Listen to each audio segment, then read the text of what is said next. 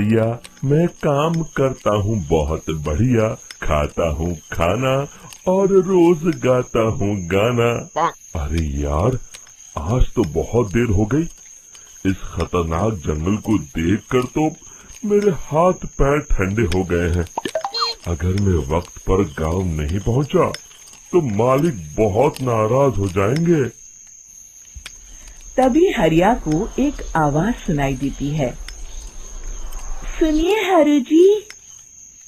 अरे, ये आवाज किसने दी?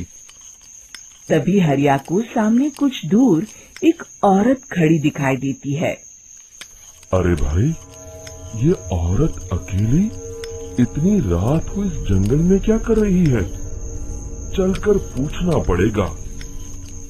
फिर हरिया अपनी बैलगाड़ी उस औरत के सामने लाकर रोक देता है और उससे पूछता है। अरे सुनिए, आप इतनी रात को इस खतरनाक जंगल में अकेली क्या कर रही हैं? तभी वो औरत मीठी आवाज में कहती है, अरे हरु जी, आप आ गए।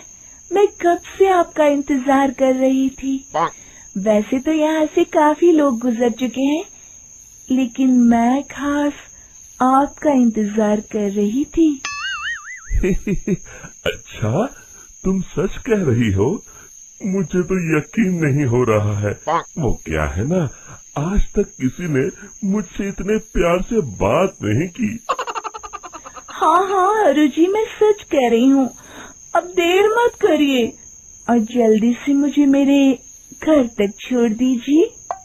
हाँ हाँ, कौन सी बड़ी बात है, अभी छोड़ देता हूँ। आप मेरे पीछे बैलगाड़ी में बैठ जाइए और मुझे रास्ता बताते चलिए। फिर वो औरत हरिया की बैलगाड़ी में बैठ जाती है और हरिया बैलगाड़ी हाँकता हुआ आगे चल पड़ता है। फिर उस औरत के बताए हुए रास्ते पर चलते चलते हरिया बैलगाड़ी लेकर एक काली गुफा के आगे आकर रुक जाता है।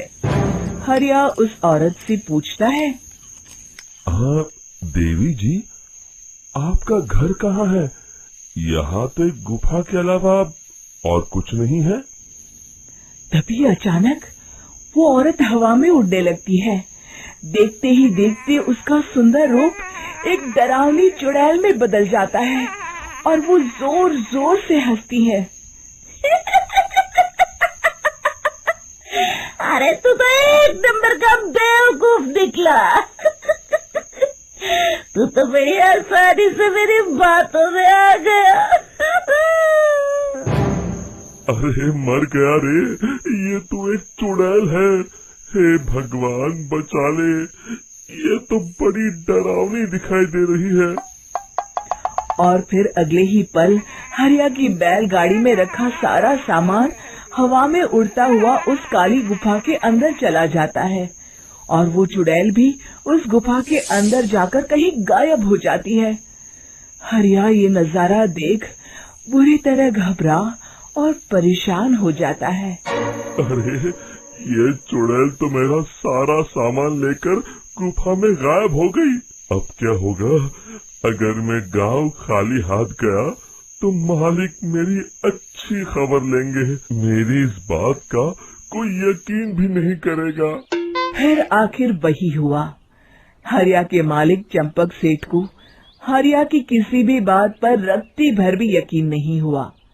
चंपक सेठ को लगा हरिया झूठ बोल रहा है और उसने ही लालच में आकर सारा सामान हड़प कर लिया है। फिर हरिया को बेईमान समझकर चंपक सेठ उसे काम से निकाल देता है। अगले दिन अपनी दुकान में परेशान बैठा चंपक सेठ गुस्से में बड़बड़ाता है। अरे, दुकान में तो सामान बिल्कुल भी नहीं है। अब मुझे ही शहर जाकर सामान लाना होगा। फिर वो अपनी बैलगाड़ी लेकर शहर चला जाता है। शहर से सामान लेकर जब चंपक सेठ वापस गांव लौट रहा होता है, तभी उसे एक आवाज सुनाई देती है। चंपक जी, ओ चंपक जी। अरे, ये तो कोई मेरा नाम लेकर मुझे पुकार रहा है। फिर उस रास्ते में वही औरत खड़ी दिखाई देती है। फिर क्या था, हरिया की तरह चंपक सेठ भी उस औरत के पास अपनी बैलगाड़ी लेकर जाता है और वो भी उसकी चिकनी चुपड़ी बातों के मुंह जाल में फंस जाता है।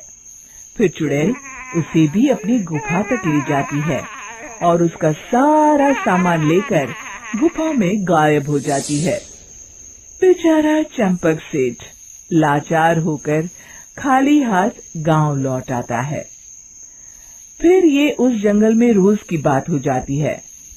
जो कोई भी शहर से कुछ लेकर गांव की तरफ लौटता, वो चुड़ैल उसे बेवकूफ बनाकर उसका सारा सामान लेकर गुफा में गायब हो जाती। एक दिन हरिया एक लकड़हारे को उसी जंगल की तरफ जाते हुए देखता है। फिर हरिया उसे रोकते हुए कहता है, अरे भाई, क्यों अपनी मौत को दावत दे रहे हो? मेरी बात मानो, आगे जंगल में मत जाओ, वहाँ एक बड़ी भयानक चुड़ैल रहती है। लकड़हारा हरिया की बातों को नजरअंदाज करते हुए कहता है, अरे भाई, मुझे पहले ही बहुत देर हो चुकी है, मुझे जाने दो भाई। शाम तक लकड़ियाँ काट कर शहर के बाजार में बेचना है।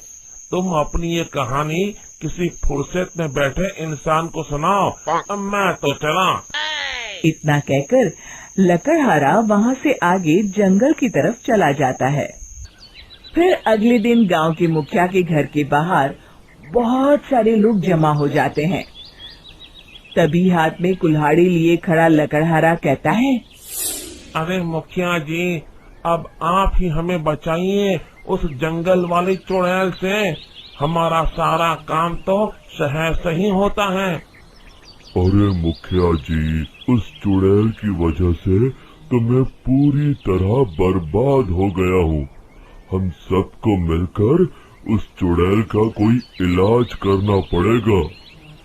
तभी भीड़ में खड़ा वीरा कहता है, आप लोग चिंता मत करिए, कल से वो चुड़ैल किसी को नहीं लूट पाएगी।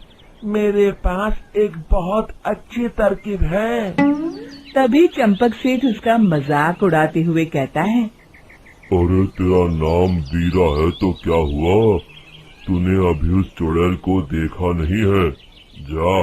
जाकर अपना काम कर, बड़ा आया। तब मुखिया जी कहते हैं, नहीं चंपक सेठ, मुझे लगता है हमें इस लड़के को एक मौका देना चाहिए। फिर सभी गांव वाले मुखिया जी की बातों से सहमत हो जाते हैं और वीरा शाम को एक बैलगाड़ी में कुछ सामान लादकर उस जंगल की ओर चल देता है। वीरा, ओ वीरा, कहाँ जा रहा है? तभी वीरा मुड़ के देखता है, वही चुड़ैल एक औरत के रूप में खड़ी है। अरे बहन जी, मैं आपको ही ढूंढ रहा था। देखिए, मैं आपके लिए क्या लाया हूँ। अरे वाह, तू खुद मेरे लिए इतना सामान लाया है। तू ही अकेला गांव में समझदार है। जरा देखो, मैं भी खोल के, बड़ी भूख लगी है। जैसे ही चुड़ैल उस सामान पर से कपड़ा हटाती है, एक भगवान शिव की तेज रोशनी उसके अंदर मूर्ति से निकलती है और चुड़ैल अपने असली रूप में आकर जलने लगती है। अरे मैं जल रही हूँ, बचाओ, बचाओ, ओम नमः शिवाय, मर गई मैं। देखते ही देखते वो चुड़ैल राख के साथ उड़ जाती है और सभी गांव वाले भी वहां जाते हैं। शिक्षा बुराई पे सदा अच्छाई की ही